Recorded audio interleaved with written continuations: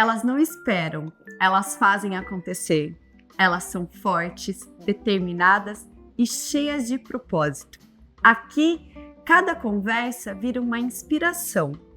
Eu sou a Regiane Finamor e acredito no poder transformador das histórias femininas. Esse é o Elas Inc., um espaço onde a força feminina ganha voz, sem filtros e com verdades. Sejam bem-vindas a mais um episódio.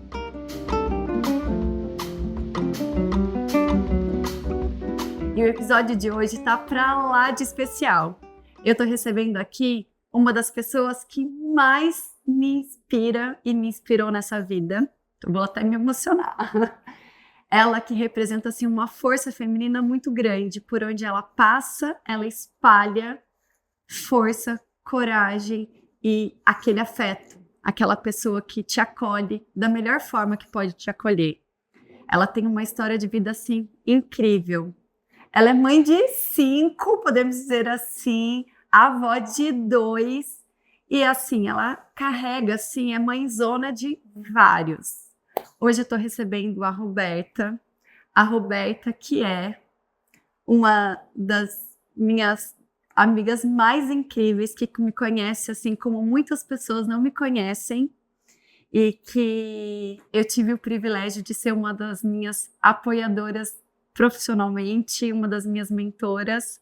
Rô, eu te falei que eu queria que você fosse, inclusive, uma das primeiras aqui, porque realmente você é uma pessoa que entrou na minha vida, me inspirou, me acolheu muitas vezes e me deu vários empurrõezinhos também. Seja muito bem-vinda a esse programa. Obrigada pelo convite, obrigada.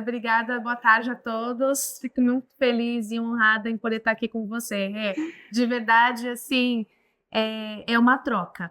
Eu ouvindo você falar e deixando a gente assim emocionada, eu posso dizer que isso tudo foi uma troca. Não há nada que eu faça que eu também não receba de você. Muito obrigada. Obrigada a você, Rô. Eu fiz questão que você participasse do Elas Inc., porque a sua história realmente, assim, é muito inspiradora, né? Então vamos começar desde o começo. Quem é a Roberta? Hoje a Roberta é uma mulher de negócios, com várias empresas, já construiu várias marcas, já participou do processo de construção de muitas outras marcas, né? Mas quem é a Roberta? Conta um pouquinho dessa história da Roberta.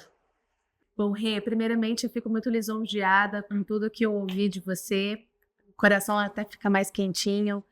É difícil você ouvir tudo isso e se colocar nesse papel, né? Eu acho que quando você me chamou para falar assim, a sua história inspira, me custou aceitar essa ideia, porque eu me coloco num papel e no lugar de tantos brasileiros, né? Porque a gente, quando levanta a minha história, com certeza não é diferente de muitos que vão estar assistindo esse podcast, muitos que vivenciam e que matam seus leões aí por dia, né? Então, assim, eu tenho certeza que todos nós somos inspiradores. O brasileiro é um povo inspirador, né? Então, mas agradeço imensamente, vou acolher esse papel e se a minha história puder contribuir de certa forma, eu fico muito feliz com isso. Então, falar de Roberta, né, falar de mim, assim, o que eu posso dizer? Eu sou uma pessoa, people, que na verdade começou muito cedo, tem uma história de vida aí de buscar e de correr atrás dos objetivos muito cedo. Então, sou uma jovem vó, uma esposa, uma mãe, uma amiga, e eu tento sempre trazer, assim, aquilo que você falou, realmente ter esse lado acolhedor, porque eu fui muito acolhida. Apesar de ter passado por várias situações, eu fui muito acolhida. Então, eu acho sempre que é uma troca positiva. Então, uma pessoa alegre, feliz, otimista, com coragem, que acredita aí que no final aquele arco-íris, né, no final sempre vai ter um bom resultado.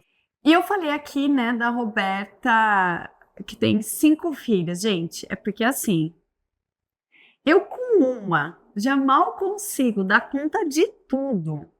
A Rô tem 5 filhos, né? Entre filhos e agregados, enfim. E eu acho que, assim, quando eu te conheci, talvez você nem saiba disso, porque talvez eu nunca verbalizei isso, mas quando eu te conheci, né? Conheci você, conheci o João, e aí, quando vocês contaram que você já tinha 2 filhos, o João já tinha uma filha, e que vocês adotaram mais 2, eu virei e falei assim, meu Deus, socorro! Como que assim, primeiro assim, psicologicamente falando, que é difícil, eu acho assim, eu fico surpresa até, e assim, fico fascinada nas mães que conseguem cuidar de 5 filhos, né? Eu acho que assim, é um dom realmente que Deus dá, assim, é uma missão que Deus dá para essas pessoas, porque não é fácil, assim, eu acompanho, né, desde que eu te conheci, eu sei o cuidado que você tem com a preocupação com a educação deles, a preocupação com como eles vão, com os adultos, né, que eu conheci você, eles ainda eram crianças, né, agora são adultos, 2 já mães, né, e eu vejo que esse cuidado, essa coisa de passar para eles a ética, o respeito, né, de ser uma pessoa boa, uma pessoa confiável, é um cuidado que você sempre teve. Como foi isso? Quando foi que vocês assim decidiram que iam caminhar, né, para adoção, que é um assunto tão delicado? Eu acho que assim tem tantas pessoas às vezes que têm vontade e não faz ideia de como seja, né?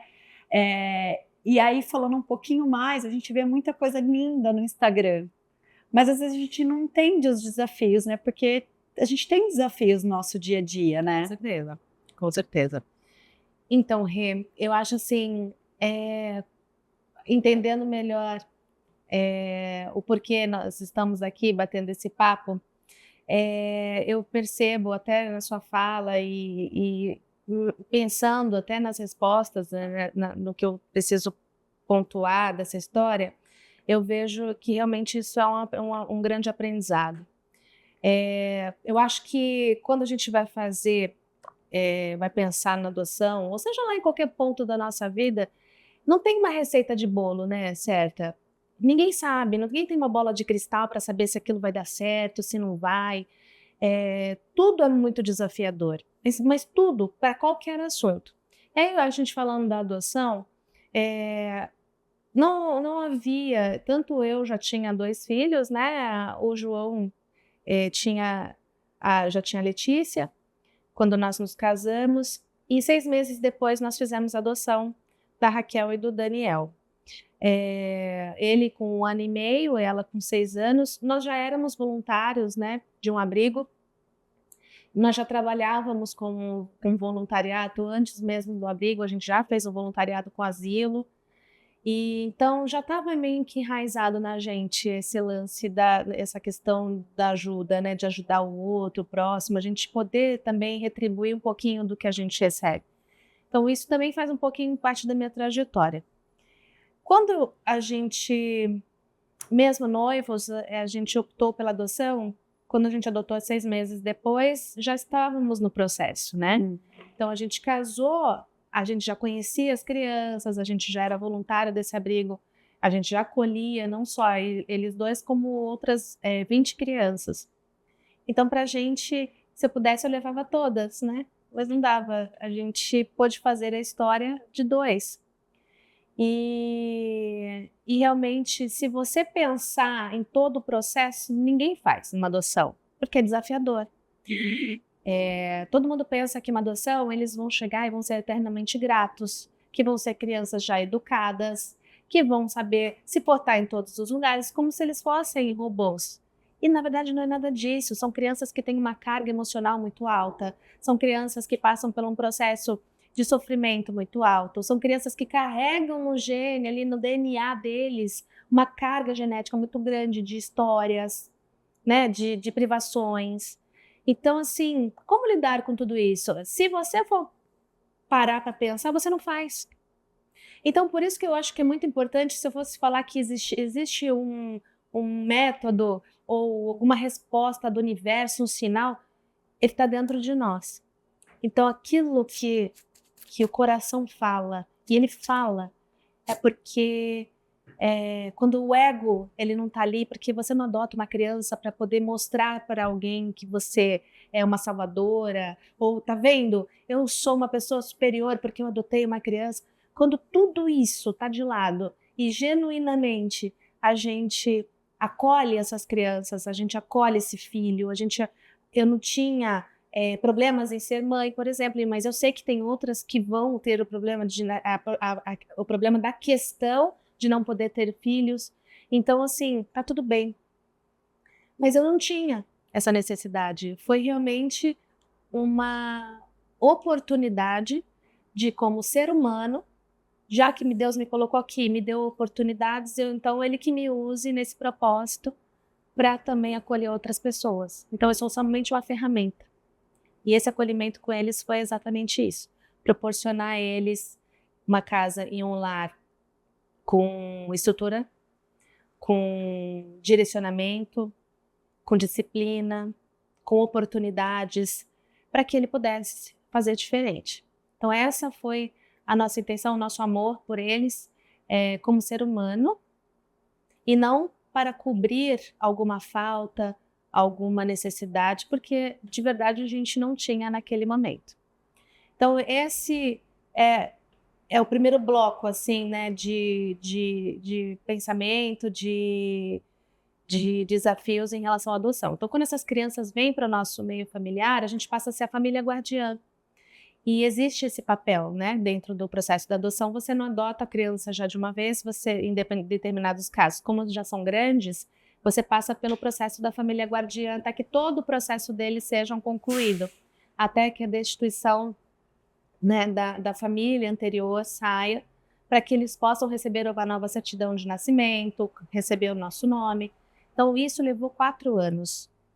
Então, se você for ver, dos 6 anos para minha filha, mais 4 anos, já são 10. Então, ela já estava com 10 anos.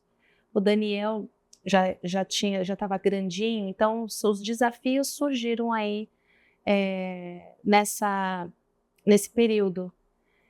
E aí, essa carga emocional, vem as chantagens emocionais, vem o processo da rebeldia, vem eles quererem descontar em você, no pai e na mãe adotiva, toda a frustração que eles tiveram por ter sido abandonados, por não ter sido acolhidos realmente com os pais biológicos. Então, assim, acho que esse é o trâmite que mais foi desafiador para a gente. E até hoje, tá? Eles são adultos. A minha filha já tem até a própria filha dela, da Dolis, né, a minha neta.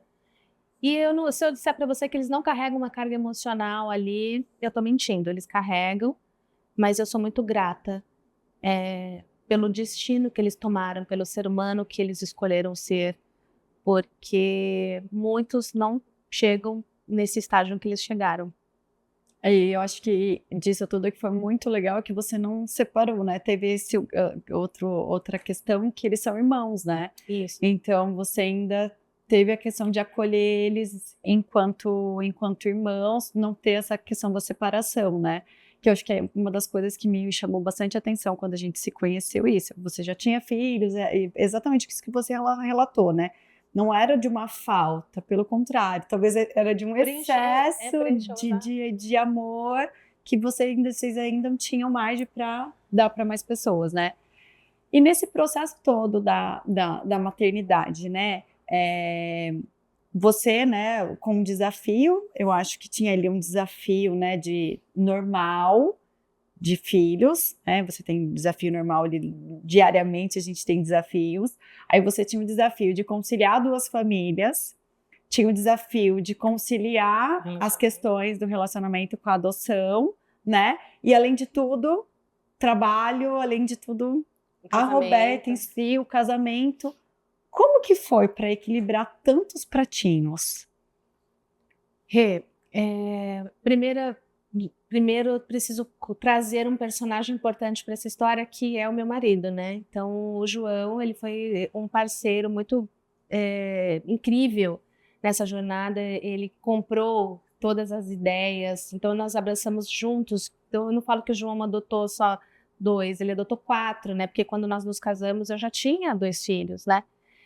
E então, Mas a gente levou isso de uma forma muito leve, porque se a gente for pontuar aqui parte financeira, quanto que ia custar, quanto que ia sair, para a gente que vem de base, que começou ali de baixo, você fala assim, se eu tiver que comer um prato com arroz e feijão, todo mundo vai comer aqui, todo mundo aqui tem espírito empreendedor, a gente vai vender brigadeiro se precisar, vende uma coxinha, a gente vai montar um negócio, vai vender saco de lixo, pano de prato, enfim, aqui uma situação assim hipotética, mas que isso não impede a adoção, né?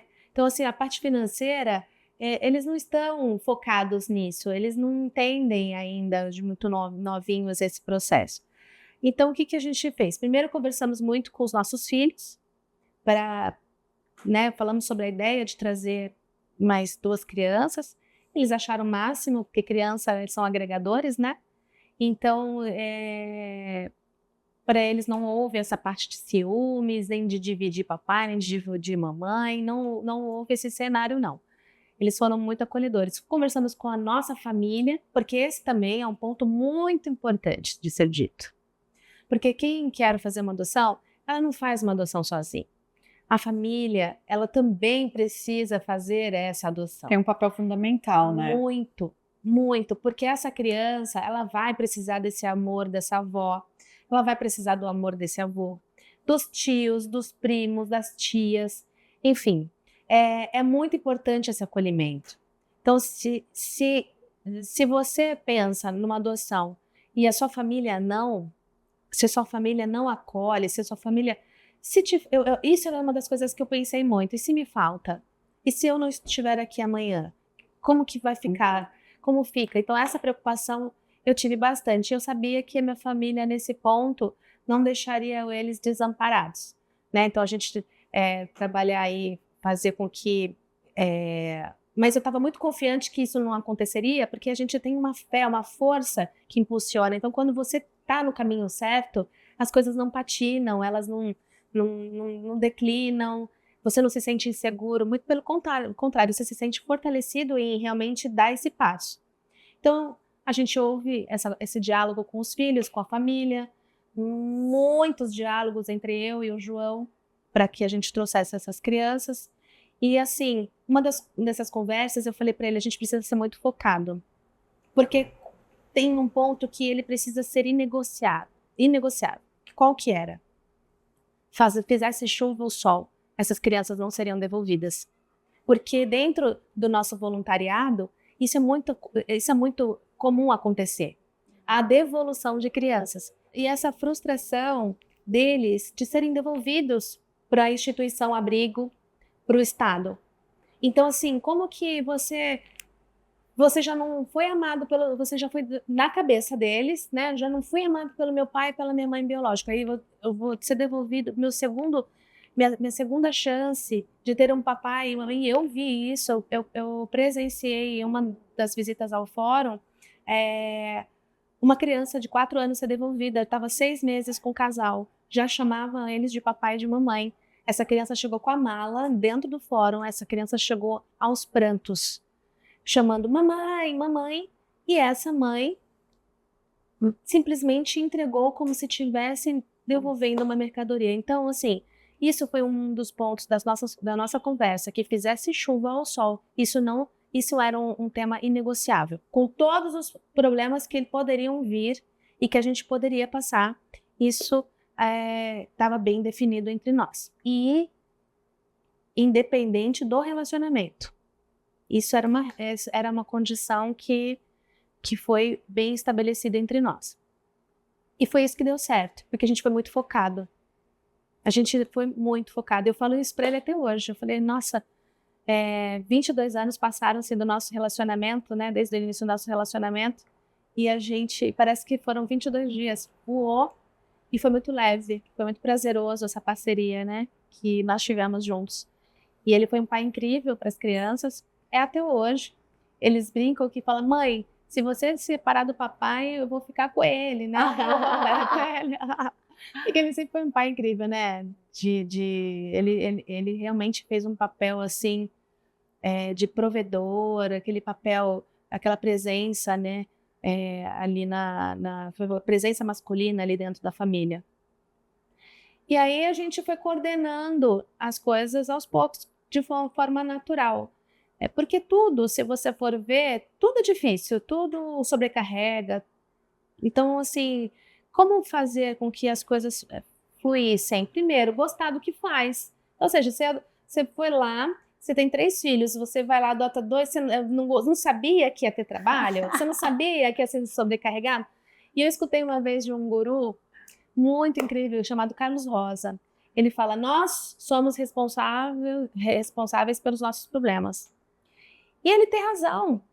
Então, se você acha difícil uma carga de filhos, porque você teve filho, né? Então, assim, se você escolheu ser mãe, que você seja a melhor mãe. Que você tenha aquele tempo de qualidade. E eu trabalhava muito. Então, eu era muito dedicada no meu trabalho, mas eu saía do meu trabalho, meu papel em casa era outro. Eu virava essa chave e ali dentro eu era a mãe, eu era a dona de casa. Quando eu estava com meu marido, eu era a esposa. Então, assim, saber separar esses papéis é muito importante. É literalmente você ter foco. Porque se você estiver no seu trabalho pensando na sua casa, se você estiver na sua casa pensando no seu trabalho, se você estiver com o seu marido pensando em tudo e não está presente ali, realmente fica muito difícil a gente conseguir levar esse papel. É muito importante saber separar esse cenário. E eu acho que no mundo que a gente vive hoje, que a gente é bombardeado por várias coisas, e nós, mulheres, temos esse negócio de querer dar conta de tudo, não abrir mão de nada e dominar todas as situações. A gente realmente, assim, às vezes acaba absorvendo mais coisa do que deveria. Sim. E é onde a gente acaba falhando ou não estando totalmente focado ali ou aqui. Então, eu acho que tudo isso que você falou realmente, assim, faz uma reflexão, né? Será que eu estou olhando para aquele problema como realmente um problema? Ou eu posso pensar na solução daquele problema? Sim. Né? Porque acho que desafio diário todo mundo tem. Exato. Né? Todo mundo tem algo que vai tirar a gente ali da zona de conforto, mas como que eu lido com esse tipo de situação, né? Acho que é a principal questão, acho que, da nossa vida, né? Isso, então exatamente isso que você falou.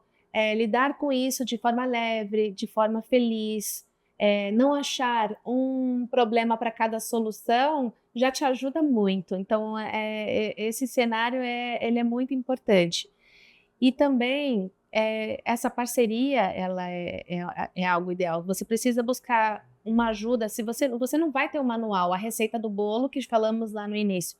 Então, se você não tem, muitas vezes nós também trazemos nossas crenças, nossa educação, e isso interfere muito no nosso dia a dia. A gente tem ali, às vezes, convicções que aí o terapeuta, e aí é outra parte que eu vou chegar, a ajuda de um terapeuta, você fazer uma terapia, em determinados momentos é crucial, porque ele tira, aquele profissional vai te ajudar a não fazer com que seu foco, sua ideia, sua intenção seja absoluta. Então, às vezes, você, para dar conta, você quer ser controladora, você quer centralizar tudo em você para que nada saia né, nada se perca, que tudo aconteça, só que as coisas vão sair do controle. Então, não temos absoluta certeza se as nossas escolhas vão ser, porque a vida deles só refletem a eles. Então, isso também foi muito traço de uma ajuda de um terapeuta, de um profissional, e saber a hora certa de buscar ajuda de um profissional também ajuda muito nesse processo. Porque às vezes a gente acha que a terapia é para os filhos, né? Não para a gente, e é do engano. É que a gente quer dar conta de tudo, inclusive achar que a terapia Exatamente, né? Exatamente. E não tenho vergonha nenhuma de pedir ajuda nesse quesito. Eu acho que é de suma importância. Não faço terapia constantemente, não tenho nada contra também quem faça, mas os meus assuntos, eles são pontuais. Eu preciso, eu estou com dificuldade em assimilar algo, em aceitar algo, eu não estou conseguindo, aí eu realmente esse profissional ele me ajuda muito. E uma vez eu li que forte mesmo é aquela mulher que mostra que ela também precisa de ajuda, né? Com certeza. Então, assim, a gente estava até falando um pouquinho antes da gente começar, né? Que as mulheres fortes, elas também precisam ser acolhidas, Sim. né? E talvez é na terapia que a gente vai conseguir encontrar esse acolhimento, esse suporte, né? Exato. E o que eu tenho, assim, e aí quando você fala, né, lidar com leveza, né? Isso é um retrato que eu acho que todo mundo que conhece você, João e a sua família maravilhosa, percebe isso, é nítido. Então, assim, eu já tive muitas oportunidades de ver essa família reunida, cheia, tanto pequena quanto grande. Eu já tive esse privilégio, até digo, e ver que como vocês lidam mesmo com leveza das coisas. Às vezes está lá, grande família, um querendo fazer uma coisa, o outro, e vocês... Gente, peraí, vamos organizar isso aqui. Isso é legal, porque às vezes a gente fica tão ali focado no problema, e a gente esquece de ver as coisas com mais leveza. A gente precisa ver as coisas diferentes. Eu teve um estudo ontem, um corte de um podcast ontem que falava assim, que teve um estudo com milkshake. E aí eles fizeram, eles tomavam, que era sobre estresse, né? Então as pessoas tomavam milkshake e falavam assim, olha, esse milkshake que você vai tomar hoje, ele é um milkshake de chocolate com, sei lá, com Nutella, tal, não sei o quê, maravilhoso, muito aceito em muitos lugares, enfim. As pessoas tomavam. Tempo depois, eles viam medir a adrenalina das pessoas ali, o sangue e tal, faziam um exame. Aí deu que baixou a adrenalina, que ficou tudo ótimo, enfim, que aquelas pessoas. Uma semana depois, eles pegaram e falaram assim, olha, hoje a gente vai fazer o teste com esse milkshake, ele é diet, 0 lactose, sem glúten, tal, mas eu preciso que você tome esse. Aí disse que as pessoas tomaram, e a adrenalina foi lá em cima, gerou um estresse.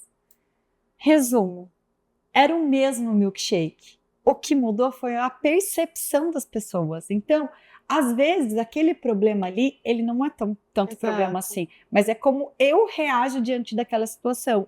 Então, o assunto ali era justamente para uma reflexão mesmo, como eu reajo diante de alguma situação, né? Eu tenho a escolha de reagir, por mais que seja difícil, eu tenho uma opção que depende muito mais de mim do que do outro, né? E entrando em reações, tem um outro assunto aqui que eu acho que foi mais uma das coisas assim que eu vi você e João assim levantando uma bandeira, né? Que é da Bianca, né?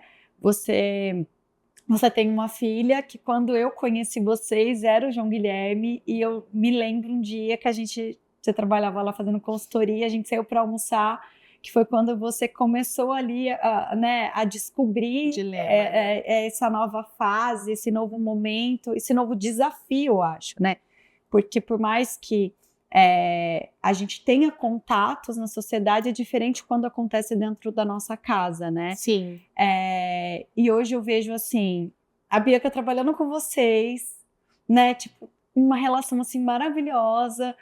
Eu já vi você defendendo em muitos momentos que, infelizmente, hoje a gente vive numa sociedade preconceituosa. Com certeza. E que, mais uma vez, vocês agiram com leveza, e eu sei que não deve ter sido fácil, porque partindo de novo do princípio do direcionamento, da educação, e era uma coisa nova para vocês. Sim, com certeza. Como que foi lidar com tudo isso?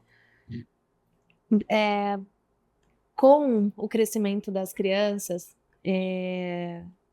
a gente, enquanto eles pequenos, a gente consegue controlar a roupa que eles vão vestir, a escola que eles vão estudar, a gente consegue escolher a religião que você vai implementar, porque implementar ainda, plantar a sementinha sobre espiritualidade no coração deles, não estamos falando de religião, estamos falando de espiritualidade, seja lá qual foi a religião escolhida. Isso foi uma das coisas que a gente deixou sempre muito à vontade eles nessa escolha. Mas por que eu falo tudo isso? Porque eles crescem. E os meus filhos, eles são muito diferentes uns dos outros. Então, assim, eles cada um tem um jeito diferente, cada um tem um pensamento diferente, cada um fez uma escolha diferente. E além de eu ter 2 filhos adotivos, negros, né, que precisava encorajá-los para viver dentro da sociedade, teve essa questão da Bianca, que era o João Guilherme, né, e ao longo dessa jornada da adolescência se descobriu Bianca. Então, obviamente, foi muito desafiador, porque dentro de toda a parte profissional, de tudo acontecendo, quando todos os assuntos cabiam na palma da sua mão, você conseguia controlar e gerenciar, e quando os assuntos fogem da sua alçada, né? Então, a Bianca, desde os 3 anos era diferente. Então, eu já observava a Bianca no comportamento lá de Joãozinho, 3 anos de idade, queria ir nas festas juninas de menina, vir com roupa, com vestido, queria brincar com as bonecas, queria brincar com as meninas e não com os meninos. E eu buscava orientação, e a gente está falando de 20 anos atrás. Então, 20 anos atrás, ainda era muito escasso as informações, ainda era muito escasso, ainda aquilo que você falou, existia-se muito preconceito. Se há 20 anos atrás, que já era um tempo mais moderno, já existia tudo isso, imagina ainda antes disso, na nossa época, 40 anos atrás. Sim. Então, assim, ali eu já fui me preparando para uma aceitação, e não que precisasse aceitar, eu falo uma aceitação de comportamento. Para meu filho é diferente, aqui ele não é igual aos meninos, ao comportamento dos meninos, vamos entender como que eu vou ter que agir com ele aqui. Eu não incentivava, eu quero ir de vestido para a escola, eu não incentivava isso. Eu falava não, por quê? Porque exatamente por isso, a sociedade não está preparada para esse tipo de mudança. Então eu não podia expor ele na época para essa situação, porque a responsabilidade do que aconteceria, risadas, apontamentos, cochichos, coisas que assuntos desagradáveis, ele ia sofrer. Sim. Com muita pouca idade, com muito pouco maturidade para entender o que estava acontecendo. Ele poderia ser um ser livre? Sim. Para mim, usar uma calça, usar um vestido, indiferente, porque é uma roupa e que nós nos adequamos dentro da sociedade, que devemos usar, e tá tudo bem. Eu acho que precisa ser assim mesmo. Se não todo mundo fizesse o que tem vontade, a gente acabaria invadindo o espaço do outro. Então, como não... E aí a gente ia veredar pelo lado do senso, né? De ter ou não um bom senso, né?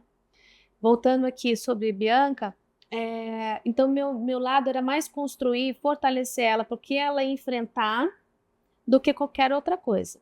E esse foi o desafio maior. Então, com 7 anos, existe a época do Crepúsculo, né? Daquele episódio do Crepúsculo, João Guilherme fala: mãe, sonhei com o Edward e a Bella. Eu, é mesmo? E o que você sonhou? Eu sonhei que eu era a Bella. Então, comentários como esse foram surgindo, e uma vez ela viu um casal de homossexuais se beijando, 2 homens, né? Estavam se beijando no condomínio. Ele chegou branco, pálido, falou: mãe, eu vi 2 homens se beijando. Eu falei: bom, deixa eu já me preparar para posicionar. Eu falei: é mesmo? Qual é o problema sobre isso? O que você percebeu sobre isso?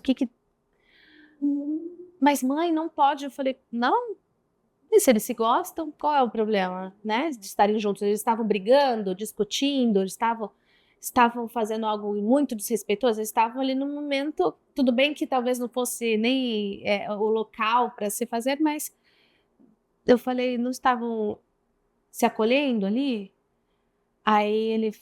Eu falei: vamos falar sobre isso pela visão espírita, né?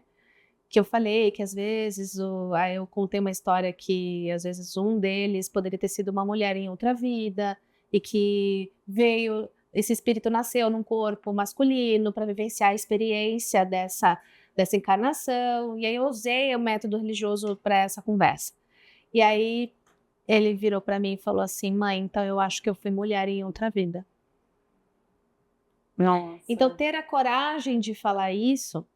Então, a partir dali, quando chegou na adolescência, eu peguei uma conversa no WhatsApp foi o primeiro beijo com outro menino.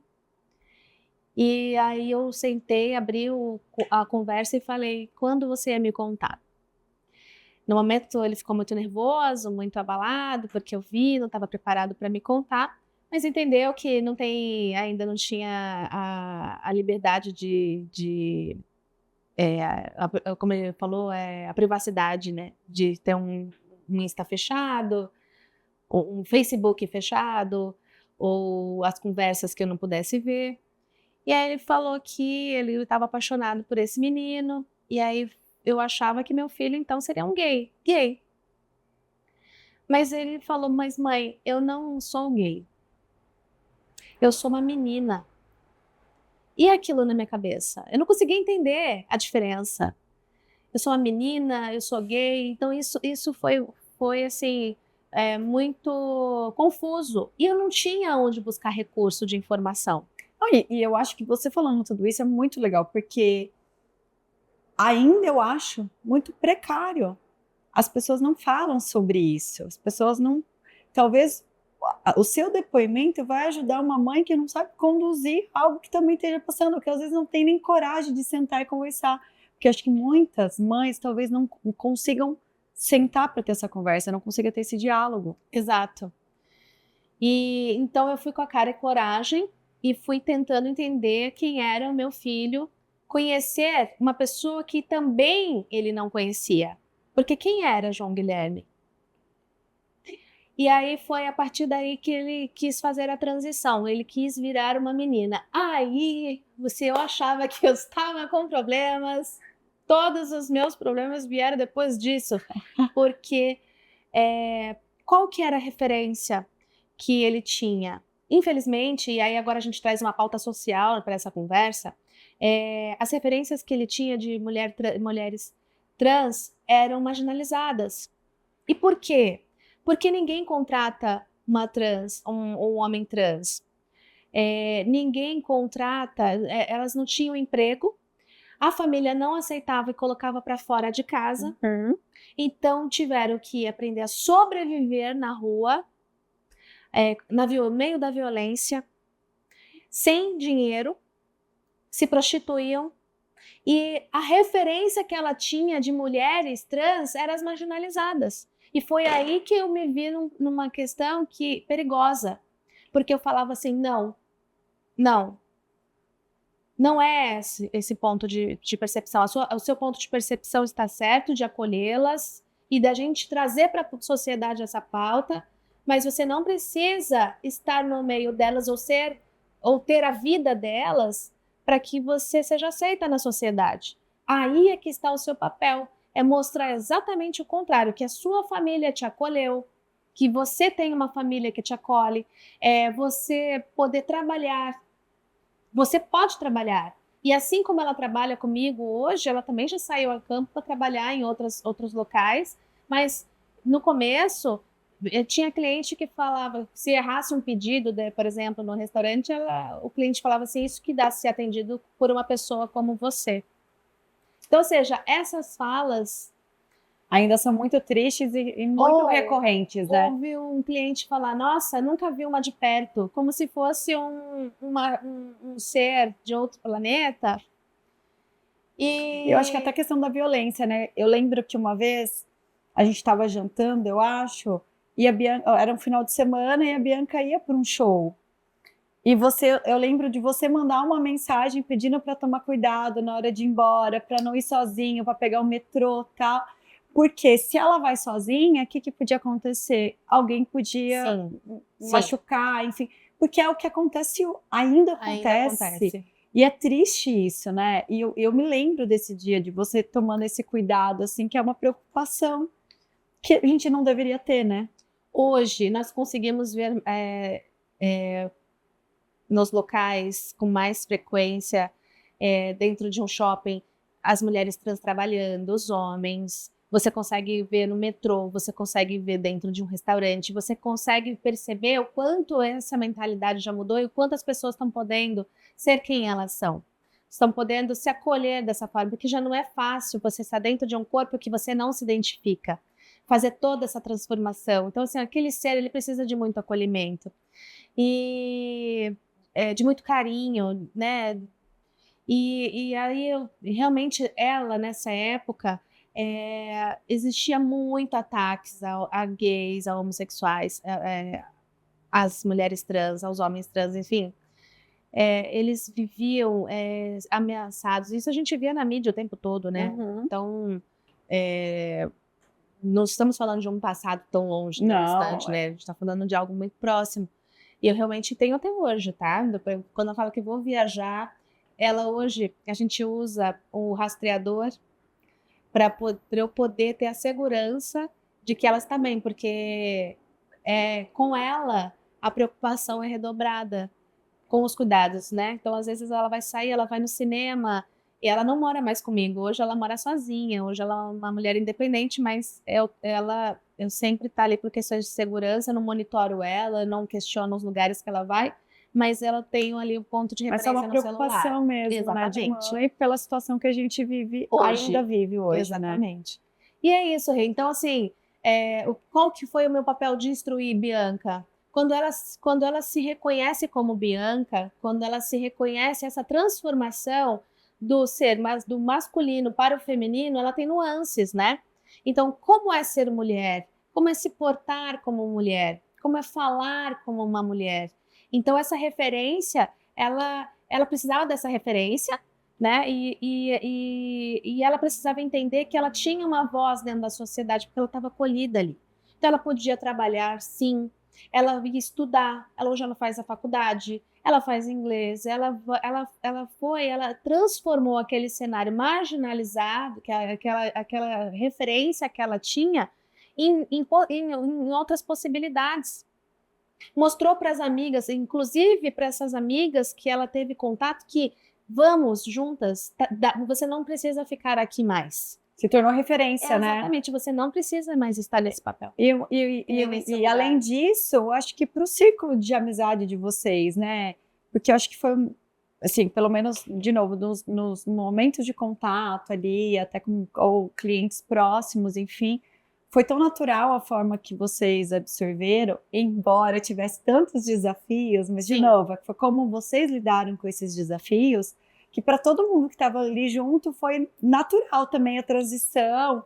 Então, eu assim, né, eu acompanhei um pouco ali aquela transição e para mim também foi natural eu tendo que aprender também a lidar com isso, porque também era algo que eu nunca tinha tido um contato tão próximo assim. Então foi uma oportunidade também, eu acho que das pessoas que estão ao redor de vocês aprenderem com vocês, né?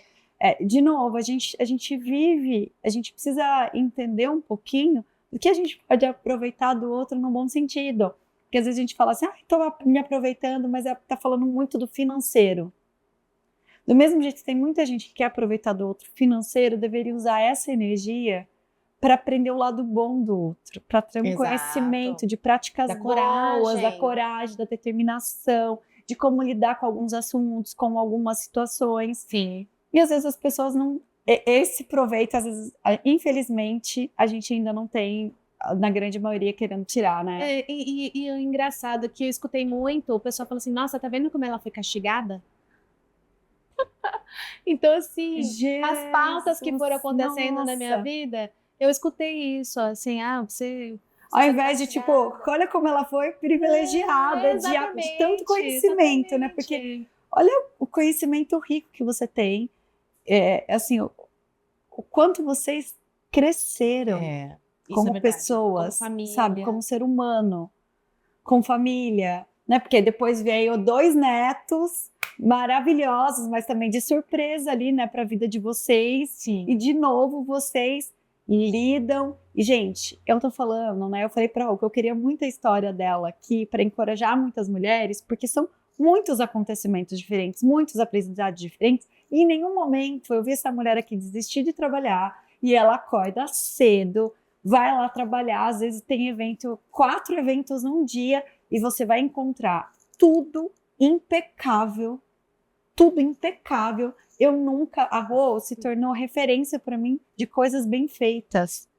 Tudo é sempre impecável, você está sempre com o sorriso no rosto, o seu time está sempre impecável, por mais que às vezes as pessoas não sabem, estar lá trabalhando com 10, mas deveria estar trabalhando com 15, porque 5 simplesmente decidiram faltar porque era véspera de feriado, ou porque era um sábado pós-feriado, e eu sei disso, mas o cliente que está ali, ele nunca percebe, porque você está lá, você trabalha, faz 4 eventos às vezes no dia, tá tudo, entrega um trabalho assim impecável, e quem olha para você acha assim, tá fácil, ela ali é empresária de sucesso e faz tudo muito simples. Como que é, tipo, lidar com tudo isso e ainda manter uma excelência no trabalho? E assim, você falou do foco, né?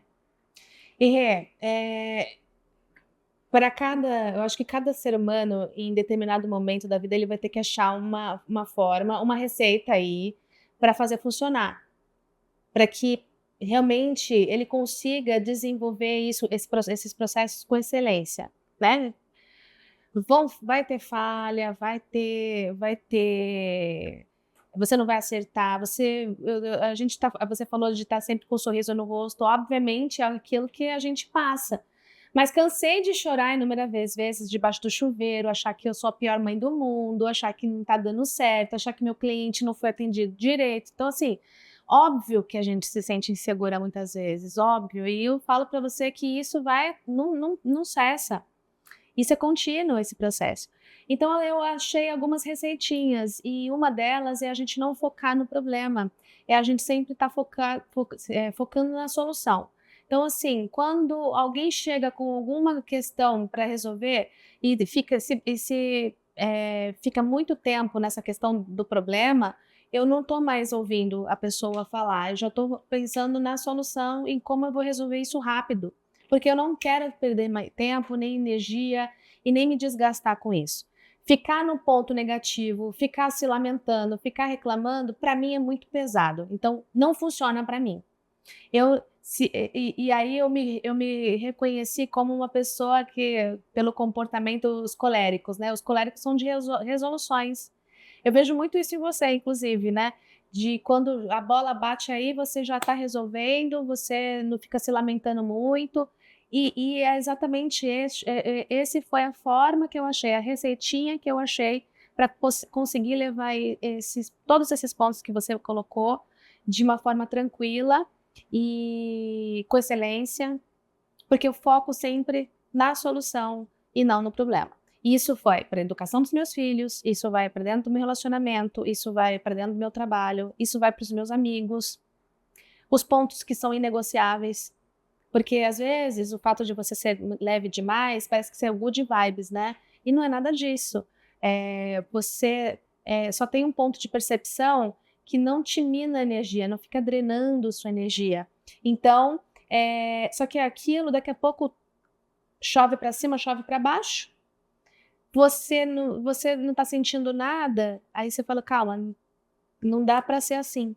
Não dá para você achar que tudo é leve. Tem momentos que vai ter discussões, sim. Vai ter momento que você vai ter que ir lá como mãe, vai ter que botar ordem dentro do seu relacionamento, questionar algumas coisas, ajustar algumas arestas aí. E é isso. Então, vamos focar aí nesse ponto que você colocou, o focar na solução é a minha receita do bolo que funciona para mim, até hoje.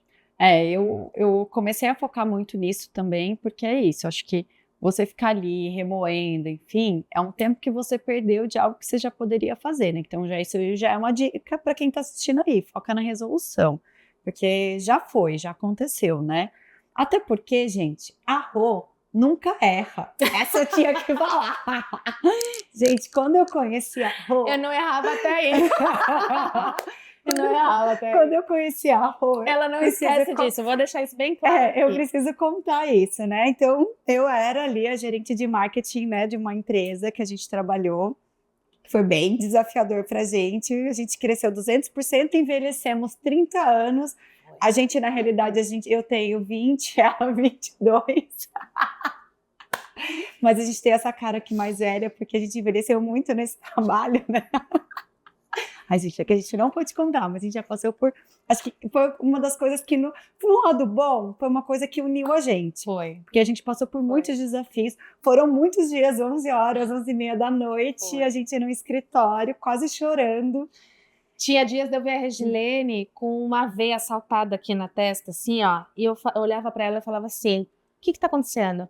Você falava assim, eu tô com dor de cabeça. Você lembra disso? Mas eu desenvolvi um quadro de hipertensão. Foi você que me ajudou a descobrir. Eu falei, vamos agora na farmácia. Essa dor de cabeça, você tá sempre com essa dor de cabeça. Quando você mediu, a sua pressão tava altíssima. Foi, que aí depois eu fui pro hospital. Foi. E aí eu descobri que eu tinha desenvolvido um quadro hipertenso. Inclusive, tomo remédio até hoje. Desde 2016. Meu Deus. E eu, nessa mesma época, desenvolvi um burnout. Olha só, uma empresa muito legal. A gente aprendeu tudo que a gente não poderia fazer nas nossas empresas. Foi ótimo, assim. Foi um grande aprendizado. E aí, naquele momento, a gente sentava ali para fazer as coisas, né? Ela estava dando uma consultoria, né? De operações, enfim. E eu do marketing, mas eu era do marketing responsável, queria entender, queria dar meus pitacos lá nas operações também. Aí eu falava, isso aqui tá certo? Ela já respondia assim de cara, claro que tá certo, eu não erro. Eu não erro. E era sempre assim. Isso virou nosso meme. Essa pessoa meiga falando aqui, vocês não estão entendendo como era esse trabalho, tá? Eu estressadíssima, veio assaltada, me questionando sobre o meu trabalho, sobre a entrega ali, mas você tem certeza que você quer? Eu falei, tenho. Eu não erro. Assim, agora eu fui plena para falar, tenho, porque eu não erro. Foi bem assim. Porque eu já tinha conferido aquilo, na verdade, várias vezes, eu entendia daquele processo, mas eu só falei isso para sossegar ela, porque ela estava muito estressada. Essa vez saltou agora. Porque ela não erra e ela já errou comigo. E aí eu vinha lá alguma coisa, eu era a rainha dos prints, né? Tá aqui, não sei o que, ó. Não me vem com esse print, não, porque eu não erro até hoje. E virou nosso meme, né? Mas, de novo, acho que tudo tem o lado bom. O lado bom foi uma conexão que a gente teve, assim, gente, que a gente passou cada perrengue, a gente viaja ao trabalho. E eu acho que, sabe aquela historinha que eu falei da gente sempre achar aquela receitinha do bolo para poder atuar em determinadas situações? A gente aprendeu a trabalhar como adolescente, por incrível que pareça. Foi. A gente era tão sério no nosso trabalho, a gente levava aquilo pra gente, era tão inegociável, que a gente precisou fazer daquilo uma forma mais descontraída. Você lembra disso? Sim. E aí a gente era muito adolescente, a gente ria muito das situações que a gente se encontrava. A gente às vezes a gente descia pro restaurante, a gente chorava. É sério? Você olhava pra mim e falava assim, é sério mesmo que acontecendo isso comigo? Eu tô passando sério. É sério. E aí a gente, não só eu e ela, mas a gente tinha outros gestores, né, de outras áreas. E aí a gente colocava a mão assim, ó, um em cima da outra e falava assim, jamais nos venceremos! Gente, olha, eu dou muita risada disso hoje, mas foi muito tenso. Foi algo que eu não desejo a ninguém passar. Eu também não. E realmente ali foi um aprendizado do que realmente a gente não quer para nossa empresa e nem fazer nem para nossa vida, né? E do que a gente, eu acho que o outro aprendizado foi do que eu não me sujeito mais a fazer, né? Porque assim, a gente foi levando porque a gente tinha uma coisa que a gente tem até hoje, que é a responsabilidade. Isso. E como a gente tinha pessoas abaixo também da gente, eu acho que tinha isso também. A gente era a liderança ali, então a gente meio que segurava aquelas pessoas como montava uma barreira. Isso. Então a gente segurava muito isso. Isso entra naquele ponto que eu falei, das pessoas que resolvem. Então toda vez que chegava um problema, a gente está tão acostumado a resolver, e qual que é o limite? Qual que é o ponto inegociável? A gente vai até aqui, depois daqui, ó, é o não. E isso só é desenvolvido quando você realmente passa por esse cenário e esse processo de pressão, né? Então, pra gente, na nossa construção, porque se a gente for ver, a gente era muito jovem, né? Iniciando, assim, nossa carreira também. Então, foi muito importante a gente saber colocar nós vamos até aqui. A partir Foi. daqui, a nossa saúde mental é inegociável. Foi. E foi quando a gente tomou mais ou menos a decisão ali próximo, né?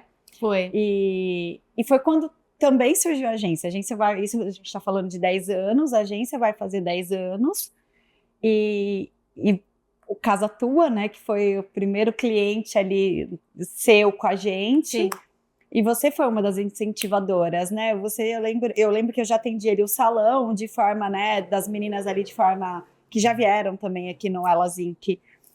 De forma trocando serviços. Aí eu atendi a Kelly ali, que já foi assim o primeiro cliente que pagou de fato ali. Sim. E aí a gente começou a dizer, não, por que você não faz ali, você não me atende? Você conhece como um todo, você não pensa só ali no post, você tá pensando como um todo. Ué, pode ser bom. A Vera falou, pode ser bom? Não, pode ser ótimo, você tem todo o potencial. Normal. Então você foi uma das grandes incentivadoras, até que a gente teve ali a abertura de um estabelecimento específico, foi quando a gente falou, não, daqui para frente a gente não vai. E Não. foi uma cadeia, né? Com certeza. E assim, pegando o gancho da Rê,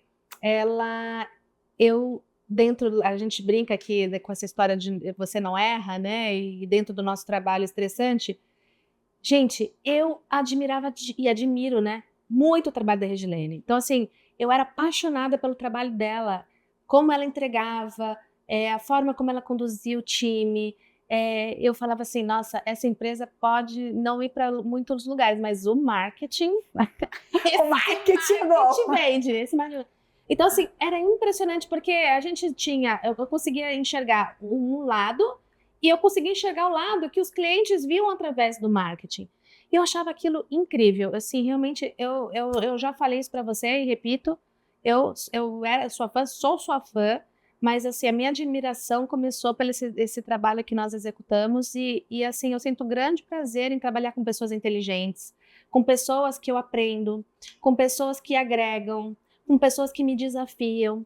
Então, assim, não tem coisa melhor do que você trabalhar com pessoas inteligentes. Então, assim, já estou dizendo a você. Eu tenho um orgulho enorme, uma inspiração enorme. Assisto seus stories para poder me motivar. Às vezes eu tô lá marmotando para ir treinar. Daí eu vejo a sua história e falei, ela foi treinar, então eu vou. Eu vou também. Ela conseguiu, eu vou também. Porque, assim, os desafios são para todos, né? Como a gente falou lá no início. Todo brasileiro mata seu leão por dia. Então, todo mundo tem sua história inspiradora, né? Então, obrigada por isso. Obrigada a você por ter sido, assim, uma grande incentivadora. Em muitos momentos, né? Teve um momento que eu acho que é para um outro episódio específico aí da Regilene, que eu ainda não fiz um episódio contando a minha história mesmo, mas acho que ali na pandemia teve um momento muito forte em que a Rô um dia me deu um chacoalhão, eu estava pensando em desistir. A Rô me deu um chacoalhão, ela virou e falou assim para mim, é o seguinte, você tem que focar no que você é boa, e você é boa fazendo marketing. Para de querer, porque eu já queria abrir 500 mil negócios, queria abrir uma hamburgueria, ela virou e me deu chacoalhão um dia, e eu tava mal, chorando, aos céus, a vida. Nesse dia eu não estava procurando a solução, eu só estava conseguindo encontrar o problema. Eu não podia chegar para ela e falar assim, não faça. Quem tem o direito de falar para o outro não fazer algo? Às vezes, a chave do negócio, da virada de chave, está exatamente nessa mudança radical. Mas eu pensava exatamente isso que eu falei para você. Só que você precisava vivenciar a experiência. Porque é outro mundo, é outro universo. A gente que vem do ramo de alimentação, por exemplo, a gente sabe o que é espirrar óleo para tudo quanto é lado, você sair com cheiro de comida, você não dormir, Então, assim, eu falava assim para ela, minha admiração pelo seu trabalho, aquela pessoa que me inspirava, eu falei, o que você está fazendo jogando todo esse trabalho, toda essa técnica, toda essa expertise no lixo? Você tá maluca? Aí foi quando eu fiquei realmente muito brava. Eu falei, você tá maluca? Vai lá fazer esse hambúrguer que eu quero ver. Vamos lá. Ainda forneci o pão, tá? Foi. Peraí. Foi. Você quer fazer hambúrguer? Você vai fazer hambúrguer. Peraí, tá até aqui o pão. Tá aqui o pão, ó. Pão, você não precisa se preocupar. Tá aqui, eu estou te dando. Não, ela nem me cobrou o pão. É verdade. Até hoje eu lembro desses pães. Ela continua me dando pão até hoje, mas agora só foi me aguentar mesmo. Mas foi lá, assim. E foi uma coisa que... Foi outro chacoalhão que você me deu e me motivou. E me voltou assim, porque às vezes a gente sai, às vezes a gente precisa, às vezes a gente não quer enxergar. E às vezes a gente tem um amigo do nosso lado que te dá um chacoalhão e você pensa assim, nossa, ele tá falando isso, por quê? E às vezes a gente acha que é por mal. Com certeza. Até para você dar um conselho como esse é perigoso, né? Mas eu não tinha medo de falar dessa forma com você, porque a gente já se conhecia genuinamente, para você saber que era aquilo real, né? era um conselho de irmão, era de o que eu não quero para mim, eu não quero para você, sabe? E foi assim, foi o meu motivador mesmo, a não desistir e chegar aqui, né? É verdade. Onde eu cheguei. Você a Rô tem como amiga, né? Sim. Como cliente há 10 anos, e acho que também é outra coisa que a gente sempre soube separar. Precisamos comemorar. 10 anos. 10 anos, então vamos fazer esse ano, meu Deus. E eu acho que a gente sempre soube separar muito bem, né? Eu acho que isso é uma coisa muito legal, assim, também nossa, que a gente sempre soube separar desde o começo, assim, tudo bem que no começo a gente não era amiga, né? Agora a gente se tornou amiga. E amiga, assim, gente, às vezes uma ligar para outra, a gente não fala todo dia, não fala sempre, também mas quando liga, às vezes a gente liga, se uma precisa falar com a outra, liga e fica, tipo, 1 hora no telefone, né? Se for precisar chorar no telefone, a gente chora, como se tivesse falado no dia anterior, porque acho que a amizade também é isso, né?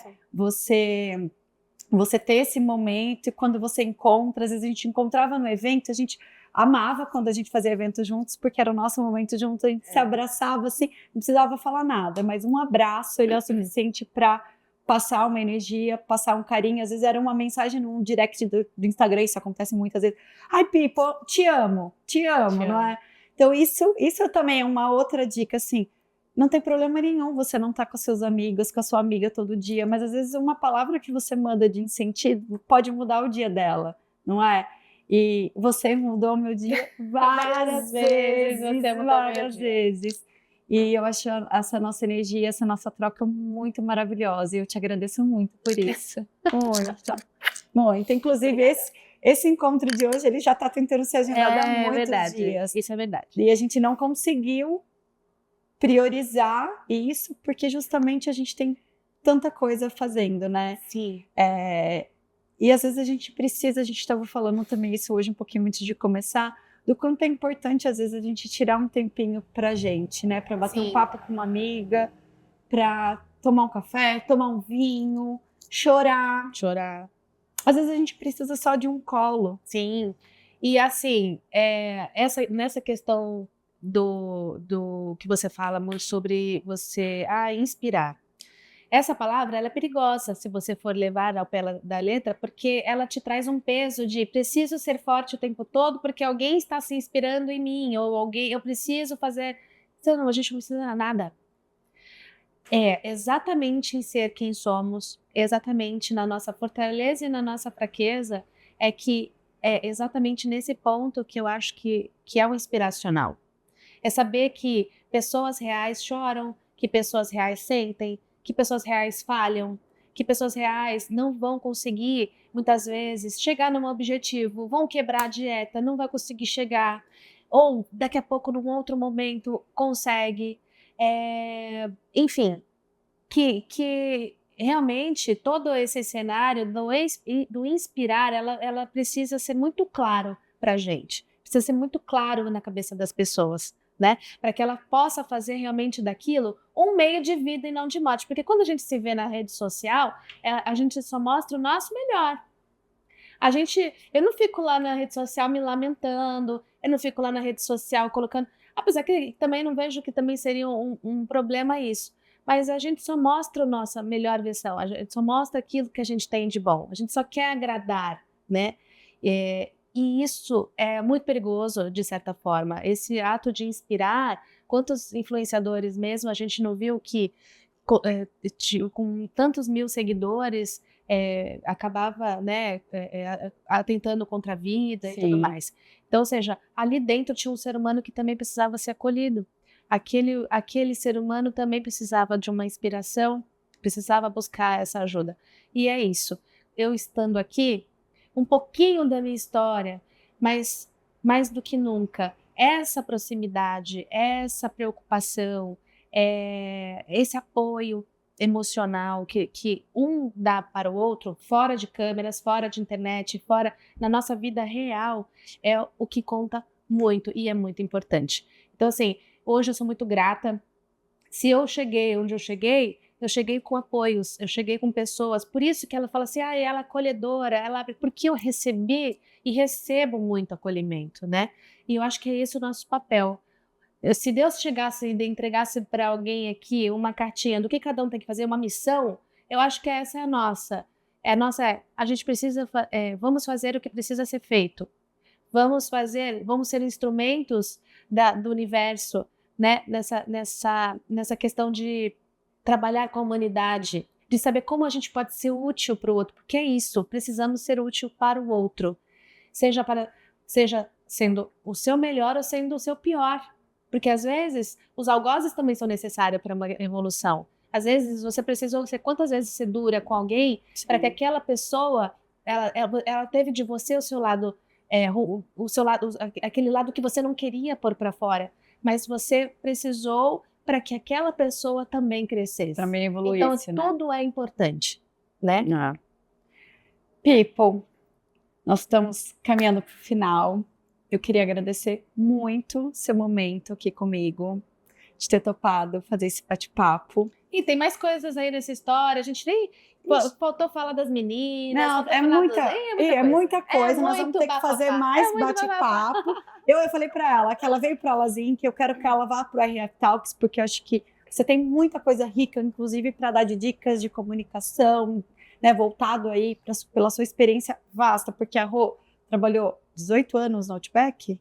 Trabalhei 12 de Outback e estou trabalhando agora se não me engano, estou há 18 anos trabalhando com bandeira própria. Então, isso, eu já perdi as olha contas, isso, gente. É muita experiência, né? Então, acho que tem muita coisa que você pode compartilhar ainda e de vida também. Então, teremos outros episódios, mas eu queria que você deixasse um recado final para quem assistiu a gente até agora e que eu tenho certeza que quem assistiu a gente vai compartilhar esse conteúdo com outras mulheres que precisam conhecer um pouquinho mais de outras histórias para se inspirar, para usar ali como válvula de força, assim, de impulsionar, né, para tomar alguma decisão ou até mesmo para orientação. Eu acho que a gente falou muita coisa aqui que serve de orientação, né? Então eu queria que você deixasse esse recado, você olhasse para aquela câmera e deixasse um recado do fundo do seu coração. Bom, como eu falei aqui no começo, não existe uma receita de bolo pronta, mas uma coisa é certa, cuidar da saúde mental, da saúde física e da saúde espiritual, esses 3 pilares é fundamental para que a gente busque qualquer coisa na nossa vida. Isso é um equilíbrio extremamente importante para essa caminhada. E aí, a partir daí, façam terapia, não deixe de fazer, precisar de ajuda, vá buscar ajuda. E busquem redes de apoio, realmente busque pessoas que pensam e que tenham os mesmos objetivos para aquilo que você tem interesse, para aquilo que você busca. Com certeza, se eu pudesse dar essa seria o meu recado para todos vocês. Obrigada. Bom, obviamente, como boa empreendedora e como seu marketing aqui, eu vou deixar que depois a gente vai colocar aqui as redes sociais do Laficasa, para que as pessoas conheçam o Laficasa, né? O que o Casa atua ali em Alphaville. O Laficasa, ele tem agora 3 unidades já. Ele foi desenhado, esse é para outra história, mas ele foi desenhado numa padaria. A gente sentou numa padaria para tomar um café e você contar da sua ideia. E é um daqueles restaurantes que eu falo que todo mundo precisa ir, porque é aquela comida que acolhe, aquela experiência. Então, a gente precisa se presentear com coisas, com experiências legais. E o Laficasa é um local que merece ter essa vivência, né? Sim. E eu convido vocês, inclusive, para ir conhecer uma das nossas lojas. Nós estamos aí dentro do Alphaville Tênis Clube. Nós estamos na nossa unidade em Santana, na Zona Norte, na rua do Dr. César 1160, e também em Alphaville, na calçada dos Girassóis número 8, dentro do centro comercial. É isso, ó, o script tá na agulha. Não treino aqui, não. Pior que não mesmo. Ela ficou com receio do marketing brigar. Obrigada, Pipo. Obrigada por ter vindo. Sempre bom estar com você. Obrigada, viu? Obrigada a você que acompanhou até agora. Não esquece de se inscrever no canal, de acompanhar essas histórias tão lindas, de compartilhar com outras mulheres, para chegar até elas, histórias tão bacanas, para que a gente troque vivências. Se você tem uma história também incrível, quer ver essa história aqui, ou de alguém, né, que queira indicar para uma história, vai ser um prazer. Esse canal realmente é um canal que eu quero que seja de conexão, de verdade, sem filtros, para que a gente consiga juntas ser mais fortes, né? Isso. Jamais nos vencerão. Jamais nos vencerão. Como é que é? Jamais nos vencerão. Tchau, tchau.